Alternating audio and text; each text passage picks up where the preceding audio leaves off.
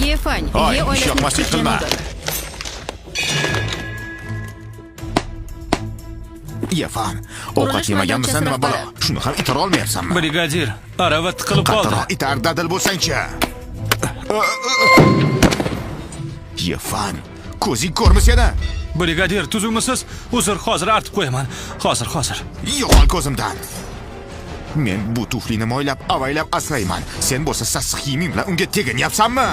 Brigadir, ming bor uzr. Bo'lmasa kimyoviy tozalashga bering. Pulini maoshimdan ushlab qolasiz. Hozirgina mana shu qilig'ing bilan tuflim narxini 70 mingga tushirding. Qaysi maoshingdan ushlab qolay? 70 ming? Meni 1 yillik maoshim ham buncha chiqmaydi-ku. Puling yo'qmi? Unda umringni oxirigacha qurilishda ishlab qarzingni uzasan. Nimaga qoqqayib turibsan? Ishga jo'na.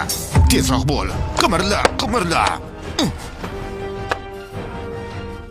Ay. Brigadir, nima qilyapsiz? Qaysi kattakon qurilishga bir necha millionlik mashinada keldi ekan-a? Shentian Group ijrochi direktori Fan Yushang. Yefan qani? Bu yoqqa kel. Ey, tekinxo'r, yana qaysi amaldorning g'ashiga tegding? Mana shu Yefan. Biz uni ishdan bo'shatmoqchi bo'lib turuvdik. Bu ablah nima ish qilgan bo'lsa ham bizga hech qanday aloqasi yo'q. Yefan menman. Nima qilgan bo'lsam ham ularning aloqasi yo'q. Kichik janobning qaytgani qutlug' bo'lsin. Kichik janobning qaytgani qutlug' bo'lsin. Kichik janob? Janob, meni birov bilan adashtirdingiz chog'i. Men oddiy g'isht tashuvchiman. Hech qanaqa kichik janob emasman. Adashganimiz yo'q. Siz Ye oilasining kichik janobi Shengtian guruhining varisiz. O'sha boyligi trillionlarda hisoblanadigan jahon yetakchisi bo'lgan Shengtian guruhi. Janob, axir bu suv oilasining ichki yo'q-ku. 5 yildan beri qurilishimizda g'isht tashiydi. Qanaqasiga u kichik janob bo'lsin? Balki adashayotgandir siz, a? Hali Shengtianning yosh xo'jayini maqomiga shubha qilishga jur'at aytyapsanmi? Kichik janob, bu Shengtian oltin kartasi guruhimiz maqomining ramzi. Unda 10 milliard mablag' bor. Ushbu karta yordamida siz istalgan vaqtda Shengtian guruhining barcha narsalaridan foydalanishingiz mumkin. O'tinamiz kichik janob, qabul qiling. O'tinamiz kichik janob, qabul qiling. Yana kimdir hurmatsizlik qilsa, Shengtian guruhini shafqatsizlikdan o'pkalanmasin. Xo'p. Shengtianning yosh xo'jayini nega bunaqa ekanimni eslay olmayman. Kichik janob, siz ko'p yillar oldin tasodifan yo'qolib qolgansiz, eslay olmaysiz. 4 nafar xonim bilan ko'rishganingizda ular sizga bor haqiqatni aytib berishadi. Yana 4 ta xonim ham bor. Shunday, o'z davrida katta janob yolg'iz qolishingizdan qo'rqib, siz bilan birga ulg'ayishsin deya 4 qizni asrab olgandi. Ular sizni mendan ko'ra yaxshiroq bilishadi. Aytganlaringiz hammasi rostmi, axir? Ayni haqiqat, kichik janob. Kelgusida nimadir kerak bo'lsa, faqat buyuring. Shengtian guruhi siz uchun o'tga ham, suvga ham tushishga tayyor. Nihoyat yo'qchilikda yashashdan qutuladigan bo'ldim. Bu haqda xotinimga aytishim kerak. Suv oilasida kim menga past nazar bilan qarashga haddi sig'arkan. Unda men ketdim, mayli, ishlarim bor edi. Kichik janobni kuzatib qo'yamiz. Yaxshi bo'ling, kichik janob. Shuver, oyi. Oy, sasib ketibsanmi? Kim seni oying? Ko'nglimni aynitma. Qurilishda emasmisan? Pul topib kelmayapsanmi? Nima haydaldingmi? Oyi, keyinroq tushuntiraman. Sizga aytadigan ajoyib xushxabarim bor. Meni ham senga aytadigan ajoyib yangiligim bor. Qara. Shunaqami? Oyi, bu qanaqa hazil? Qizim va nihoyat sen landovur bilan ajrashmoqchi.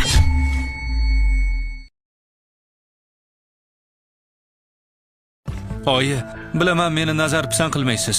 Doim Shuver bilan ajrashishimni istagansiz, lekin Shuverdan so'radingizmi? U nimani xohlaydi? Shuver, oyimni o'zing insofga chaqir, u yana ajrashishimiz haqida gapiryapti. Bu gal ajrashishni o'zim taklif qildim. Ha? Nima, hayron qoldingizmi? Sizni allaqachon haydab yubormoqchi edim. Siz suv oilasiga kirib olgan bir landavursiz xolos. Sizdan ko'nglim ayniyapti. Shuve, menga doim shunday nazar bilan qaraganmisan? Bo'lmasamchi. Vaqtida bobomning sizga shunchaki rahmi kelgandi. Suv oilasini menga topshirish uchun turmushga chiqishimni talab qilgandi. Endi u kishi vafot etdi. Sizni suv oilasida ushlab turishdan nima naf? Demak, menga bo'lgan tuyg'ularing hammasi yolg'on ekanda. Yefan, suv guruhi nikohgacha bo'lgan mulk. Ajrashgandan keyin bizdan sariqchaqa ham undira olaman deb xomtama bo'lma. Oyi, buncha qattiq gapirmang. Shu yillar davomida Yefan oilamizni boqish uchun g'isht tashidi, kir yuvdi, ovqat qildi. Men har holda bularni ko'rdim. Xotinjon, bag'ri tosh emasligingni bilardim, ha? Shuver, nahotki unga chindan ham ko'ngil qo'ygan bo'lsang.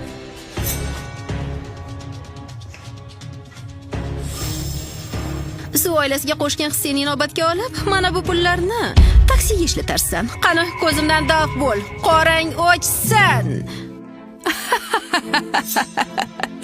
Aytgancha yodimdan ko'tarilibdi.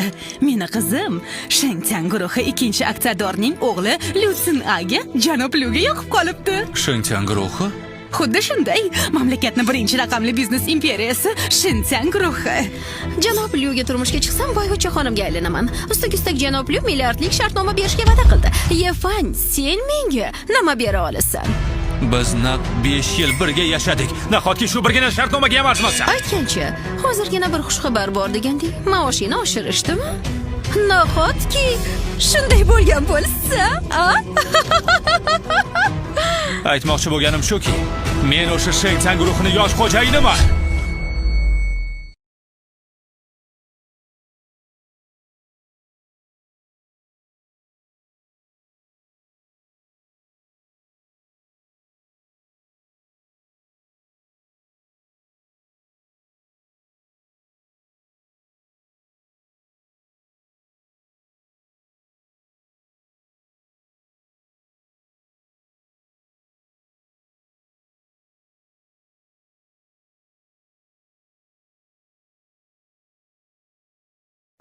nahotki u rostdan Shengtian guruhining vorisi?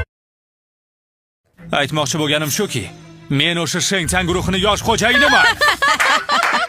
Lyutinen, Shengtian guruhi Shengtian guruhining yosh xo'jayiniman dedingmi? Qulog'imga chalinib, yo birov jiddiy ohangda o'zini Shengtian guruhining xo'jayini deb e'lon qildimi? Janob Su, men aytgan masxaraboz shu bo'ladi. Mendan ko'ngil uzgisi kelmayapti. Shunaqa yolg'on to'qisam fikridan qaytadi deb o'ylama, tushundingmi? Shunchalar ham sharmanda bo'lasan. Sizlarni aldamayapman. Bir amaki qurilishga kelib o'zini Shengtianning bosh menejeriman dedi. Men esa Shengtian guruhining yosh xo'jayini ekanimni aytdi. Yana yaqinda men Ye oilasi merosiga ega chiqarganman.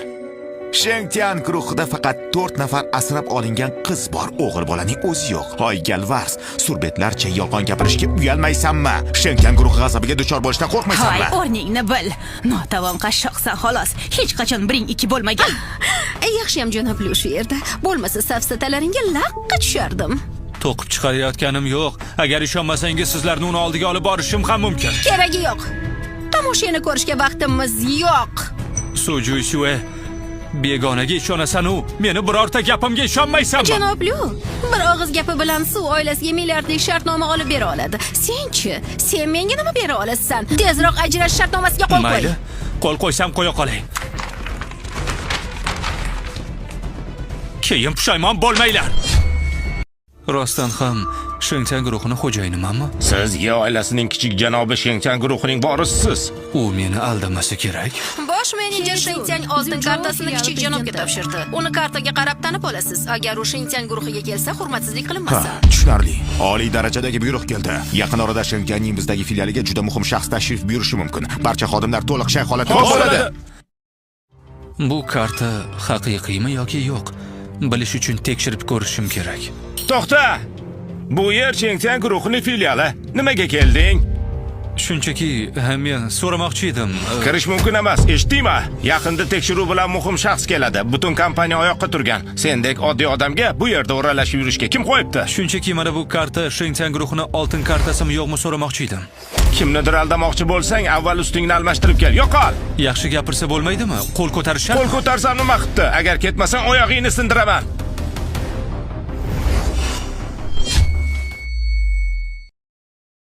Qandaydir yaroqsiz kartani olib, Shengtian oltin kartasi deb o'tkazmoqchimisan? Ketmasang, o'zingdan ko'r. Shengtian oltin kartasi?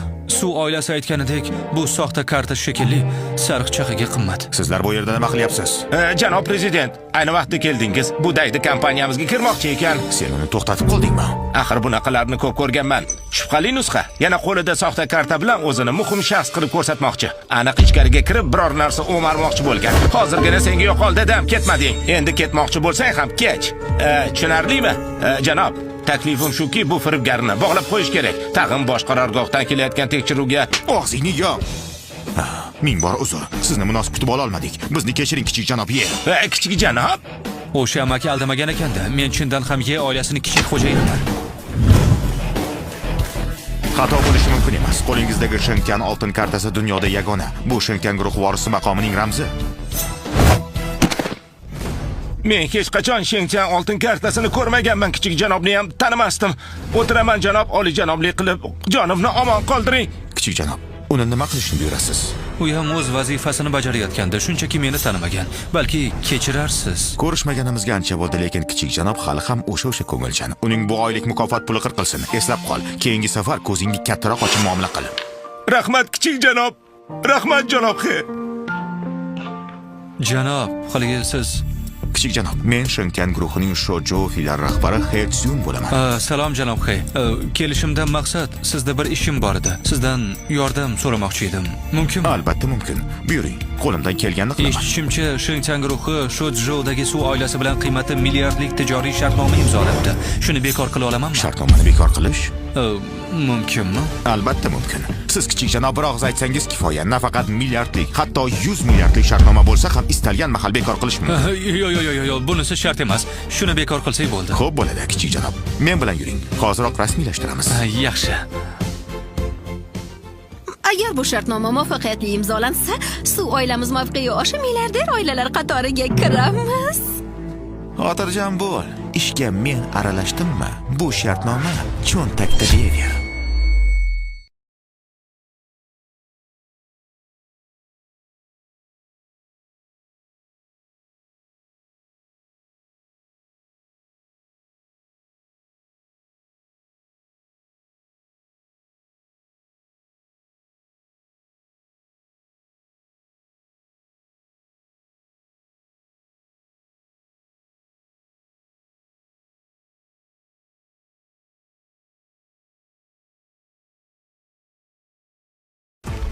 Janob He, alamimni olishga yordam berganingiz uchun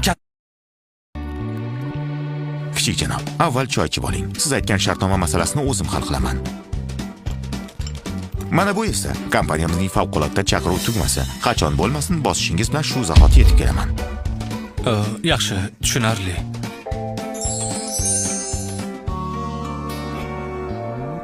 Yefang, bu yerda nima qilib yuribsan? Buni nimasi g'alati? Albatta g'alati-da. Bu Shengtian guruhining VIP mehmonxonasi. Yirik biznes masalalari muhokama qilinadigan joy. Bu yerda o'tirishga nima haqqing bor? O'ylab o'tirishga hojat yo'q. Bu Landover Shengtianda shartnoma imzolashimizni bilib qolgani aniq. Bu yerda tartib qattiq, u esa atayin janjal chiqarib, suv oilasini bu imkoniyatdan mahrum qilmoqchi. Juda ham razilsan-da. Suv oilasi gullab yashnashini ko'rolmayapsanmi? Bizni ham o'zing bilan birga jarlikka tortish uchun shunday jirkanch usullarni qo'llayapsanmi? Tez bu yerda qoling o'chir. Meni filial rahbari taklif qilgan. Menga buyruq berishga haqqing yo'q.